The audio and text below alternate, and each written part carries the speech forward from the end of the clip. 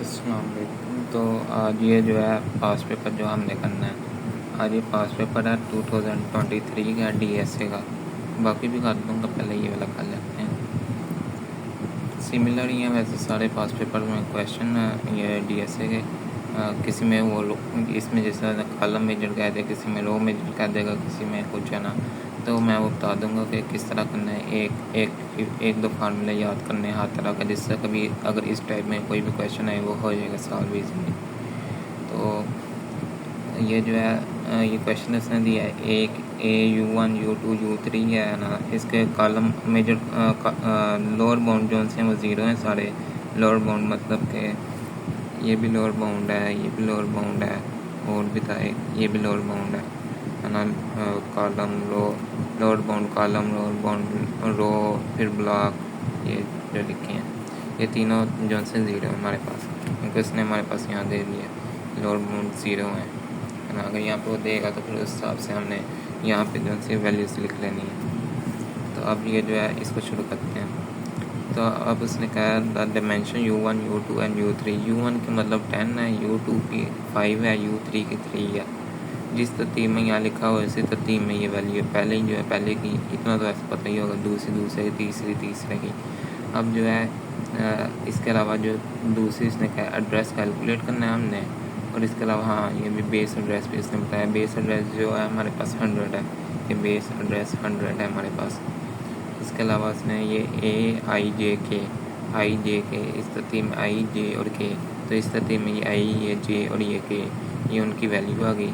और फिर address occupied मतलब जो एड्रेस जो है बाइट्स में जो ऑक्यूपाइड जो कर रहा है, ये 2 बाइट के हिसाब से ऑक्यूपाई कर रहा है। किसी पास में मेरे ख्याल से 23 का ही, दूसरे का 22 का है, याद नहीं सही तरह, मैंने पहले किया था काफ़ी देर पहले। तो यहाँ पे 4 है उसमें, तो उसमें इस बाइट यहाँ पे जो एड्रेस है इसकी जगह 4 लिख देना हमने। तो इसके अंदर 2 है तो हम यहाँ पे 2 लिखेंगे। तो इसके अलावा जो है अब आगे जो है चलें तो इसके अलावा ये एड्रेस ऑफ ये हमारे पास फार्मूला जो है, ये फार्मूला ये जो है कॉलम मेजर का है। मैं आपको ऐसे फार्मूले दिखा देता हूँ दोनों के। ये रो मेजर है, ये ऊपर जो लिखा है ये वाला कॉलम मेजर है। अब यहाँ पे ये मैंने ब्लॉक रो कॉलम हिस्सा करके लिखा हुआ है। इसी को सिंपल वे में अगर मैं लिख के ये वाला पास पेपर को सॉल्व करूँ तक आपको भी समझ लगे। जो इसमें वैल्यूज़ दी हुई हैं ए और आई, U1 और आई जे की इसमें वैल्यू दी हुई है ना उसने हमें, ये U1 की जगह U1 और आई जे की इसके हिसाब से मैं फार्मूला लिखा हुआ है। तो ये देख लें, ये U1 हमारे पास 10 है जैसा भी बताया, ये वो वैल्यू पीछे लिख दी है। अब U1 जो है हमारे पास रो को रिप्रेजेंट कर रहा है, U2 जो है कॉलम को कर रहा है। इसके अलावा जो मैं बता दिया कि ये जो है ये एड्रेस है, और बेस एड्रेस भी बता दिया 100 है। तो अब ये हमने फार्मूला लिख लिया है, बी ए मतलब बेस एड्रेस, ये शॉर्ट फॉर्म में मैंने लिखा है क्योंकि स्पेस इसका फार्मूला ही इतना लंबा, आप कहेंगे फार्मूला इतना लंबा याद कर सकते हैं। बेस एड्रेस प्लस के into U1 into U2 into address है ना। एड्रेस जो है ये साइज़ जो है 2 बाइट जो है ये वो वाला ए डी वो है, और ये बी ए जो है ये वाला 100 ऊपर लिख दे देता हूँ। ये वाला 100 है, ये वाला 2 है, ये एड्रेस जो है, और ये वाला भी ये भी 2 है, और ये भी 2 है। अब जो है इसको देखें, ये बेस एड्रेस आ गई, ये उसी में वैल्यूज़ पुट की हैं, ये वाली वैल्यूज़ जो हैं ये पुट करनी है। ये बेस एड्रेस आ गई, ये के की वैल्यू आ गई, ये U1 की, ये U2 की, ये एड्रेस आ गया, और ये जो है जे की वैल्यू आ गई, ये U1 की आ गई, ये एड्रेस आ गया। ये 6 जो है ये आई की वैल्यू है, और ये 2 जो है ये एड्रेस की है। ये इनको जब कैलकुलेट करेंगे तो हमारे पास 272 आ जाएगा। अब इसकी ये वाले क्वेश्चन की टेंशन लेने की ज़रूरत नहीं है, ये फार्मूला जो है ये बस याद करना है हमने, ये जो पीछे मैंने बताया रो कॉलम का, और रो मेजर कॉलम जो है, रो और कॉलम दोनों जो है रो मेजर कॉलम है ना। ये दोनों फार्मूले जो है रो मेजर क्या नाम है, रो मेजर और रो कॉलम जो है कॉलम मेजर, ये दोनों बस हमने याद कर लेने हैं। अब सेकंड जो है इसमें स्टेप काउंट है। अब स्टेप काउंट वाला जो है इसको किस तरह करना है, स्टेप काउंट में जो भी हो, अगर ये जो है इंक्रीमेंट है, एक डिक्रीमेंट वाला होता है। डिक्रीमेंट में यहाँ पे n आना है, इसके बजाय यहाँ पे आ जाता है और यहाँ पे 0 आ जाता है, तो उसमें उल्ट कर देते हैं बस। ये इंक्रीमेंटल है, ये प्लस प्लस वाला, ये इंक्रीमेंटल होता है प्लस प्लस वाला। अब यहाँ पे जो है ये n इंटू एन है, मतलब n क्यूब है हमारे पास। तो इसकी जो सी, इसको मैंने सिंप्लीफाई करके ये लिखा हुआ है, ये उसी तरह है ना, n क्यूब बन गई, n इंटू एन जो n क्यूब बन गया हमारे पास, बाकी सेम वही लिखा हुआ है। तो इसके नीचे यहाँ पे कोई भी जब ये लूप चलेगा, इसके बाद यहाँ पे कोई वैल्यू तो होगी ना, जिसको हमने यहाँ पे ब्रैकेट में कोई ना कोई वैल्यू तो होगी जिसको हमने आउट करना है, उसके ऊपर भी ये टाइम कॉम्प्लेक्सिटी लगेगी, इनके ऊपर भी। अब जहाँ से ये इनिशियलाइज होता है वहाँ पे इसकी 1 होती है, जहाँ से स्टार्टिंग इसकी इनिशियलाइज होती है वहाँ पे 1 होती है। अगर ये डिक्रीमेंटल होता तो यहाँ पे ये जो था ये वाला, इसने यहाँ आ जाना था और इसने यहाँ आना था, यहाँ पे 1 आना था। अब बहरहाल ये इंक्रीमेंटल है तो इंक्रीमेंटल के हिसाब से बता रहा हूँ। यहाँ पे 1 आना था, 1 आना है, जब इनिशियलाइज होगा तब वहाँ पे 1 आ जाएगा, ये 1 आ गया। और ये जो सा n क्यूब है, मतलब ये n टाइम्स रन करेगा, तो n की पावर 3 है तो मतलब n क्यूब टाइम रन करेगा। तो जब इसने 0 से लेके n की वैल्यू समझ लो 4 है, तो 0 1 2 3 4 तक चलेगा। इसके बाद एक बार दोबारा चलेगा, जब दोबारा इंक्रीमेंट करेंगे, इसके बाद ये इंक्रीमेंट जो होगा, इंक्रीमेंट के बाद दोबारा एक बार चलेगा 5वीं बार। अगर n की वैल्यू 4 है तो 5वीं बार जब दोबारा चलेगा तो तब ये फॉल्स होगा, तो मतलब n+1 टाइम ये रन करता है। जो भी हो यहाँ पे अगर ऐसा करके लिखा हुआ साइन कि ये ग्रेटर है n जो है i से, तो मतलब ये n+1 टाइम चलेगा। और यहाँ पे क्यूब है तो n⁴+1 टाइम मतलब चलेगा। और n++ ये जो होगा है ना, यहाँ पे मतलब n क्यूब है ना, ये n टाइम रन करना है, n क्यूब टाइम, तो n क्यूब। और अगर यहाँ पे +2 होता है, यहाँ पे +3, अगर इंक्रीमेंट 2 का हो रहा हो हर बारी में, या फिर 3 का हो रहा हो हर बारी में, तो डिवाइड बाय वो लिखते हैं। यहाँ पे इंक्रीमेंट 1 का हर बारी हो रहा है तो मतलब वो डिवाइड बाय 1, तो वो इक्वल टू n क्यूब भी बन जाता है। तो n क्यूब है हमारे पास, एक ही है n⁴+1 और एक ही +1, और एक जब ये जो है इसकी बॉडीज में जब जाकर रन करेगा तो इसका भी n क्यूब आएगा। तो ये मैंने लिख ली है, ये पहला, फिर ये, फिर इसका, और फिर ये बॉडी वाला। तो इनको जब प्लस करेंगे 3n क्यूब आ जाएगा।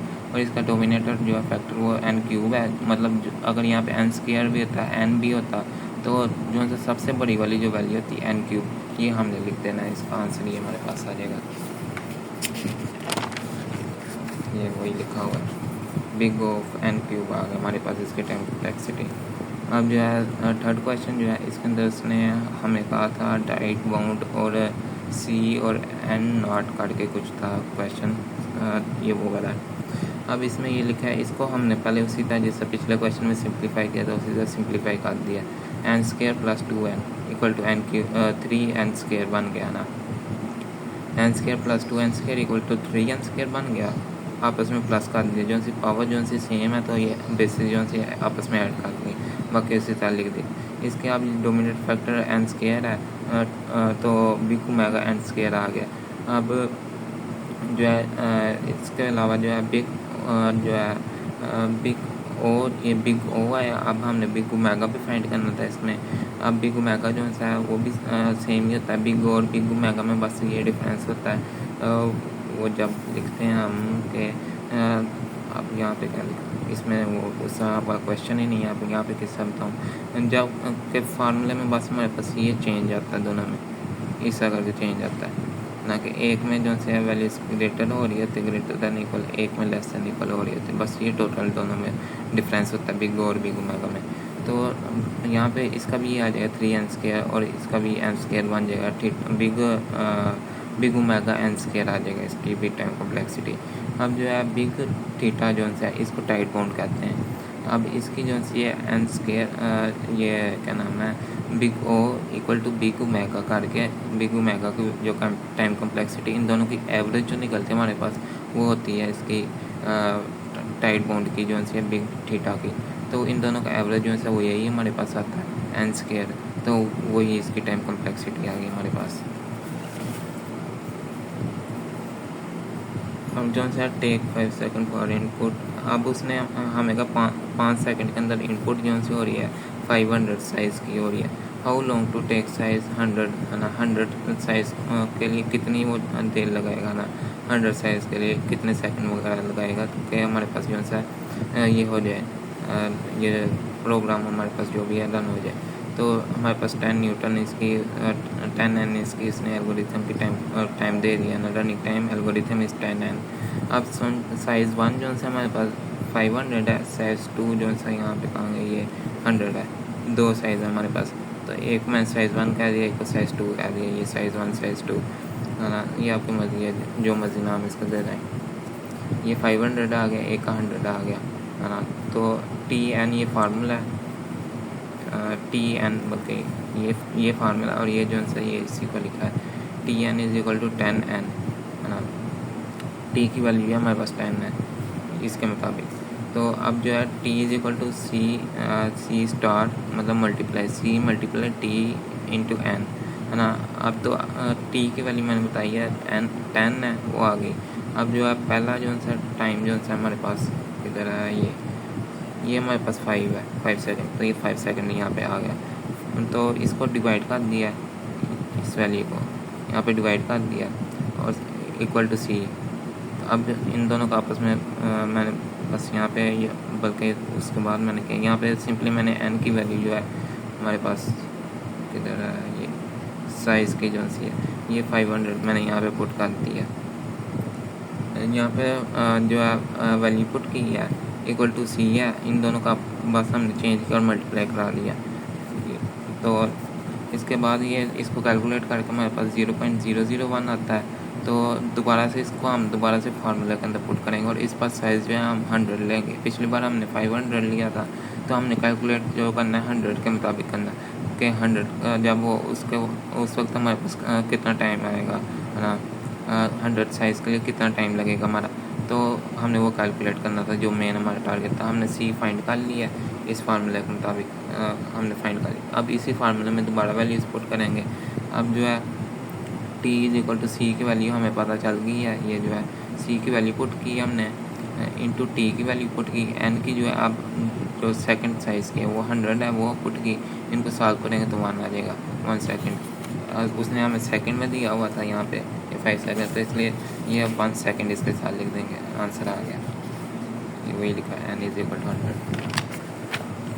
अब जो है प्रीफिक्स से पोस्टफिक्स में हमने कन्वर्ट करना है। इसकी प्रीफिक्स से पोस्टफिक्स में जब हम करते हैं लेफ़्ट टू राइट जाते हैं, सबसे पहले जो सबसे इनर मोस्ट ब्रैकेट जो है हमने उसको सॉल्व करना है। अब ये जो है ये आउटर ब्रैकेट है, ये इनर ब्रैकेट, इन दोनों को जब सॉल्व करेंगे तो पोस्टफिक्स प्रीफिक्स मतलब जो है पहले होगा साइन इस तरह, पोस्टफिक्स जो सा इसका साइन होगा बाद में, दोनों जगह प्लस से लिख देते हैं। और जब एक होता है प्रीफिक्स, एक होता है पोस्टफिक्स और एक होता है इनफिक्स। इनफिक्स में इस तरह ए प्लस बी दरमियान में आता है उनके साइन, जिस तरह यहाँ पे लिखा हुआ है।